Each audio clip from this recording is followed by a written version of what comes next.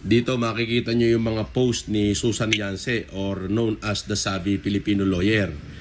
Ay talaga naman naglalabas sa sama ng loob. Pero this time, sabi ko nga, baka balak siyang patahimikin sa loob. Abay kung may makakatulong sa kanya, walang iba kundi ako yon. Oo, higit sa lahat ako yon. Oo. Nakita niyo ba yung post ni The Savvy Filipino Lawyer o ni Susan Yance? Susan, laglag mo ng lahat yan. Kung kailangan mo ng tulong, ako tutulungan kita. Ako talaga nagpursige na makulong ka. Dahil may kasalanan ka. Dahil tinira mo ako. Pero katulad nga nung sinabi ko, ako lang ang pwedeng makatulong din sa'yo. Di ba? Laglag mo lahat yan. Pagtuturo mo na lahat, sabihin mo na lahat ng mga nalalaman mo.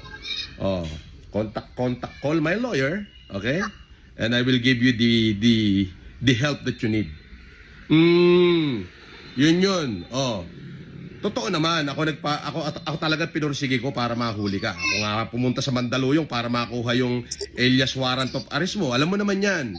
But this time, katulad ng pinangako ko, willing kitang tulungan. Bakit ang hindi? Di ba? So, ayun na yun. Panoorin natin.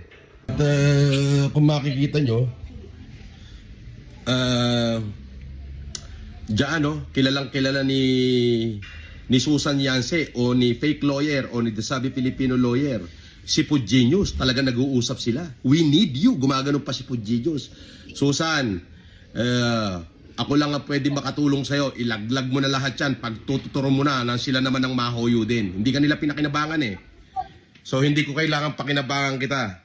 Ang importante, makalabang ka ng patas. Bibigyan kita ng pagkakataon lumaban ng patas. Ano? Ang gulo mo kausap? Hindi mo kailangan pakinabangan kita. Anong ginagawa mo para kay Susan? Diba?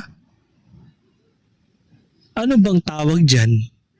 Pinakinabangan mo rin. Kasi meron kang gustong intensyon. May intensyon ka na malaman ang nalalaman ni Susan Yance. Ang tanong, nakuha mo na ba ang impormasyon about sa kabilang kampo? Handa ba siyang makipag-usap sa'yo? Bakit hindi mo puntahan sa Mandaluyong? Nasaan na ba siya ngayon? Diba? At wala ka ngayon magawang paraan kung meron ka man gustong malaman para sa palaban mo. Diba?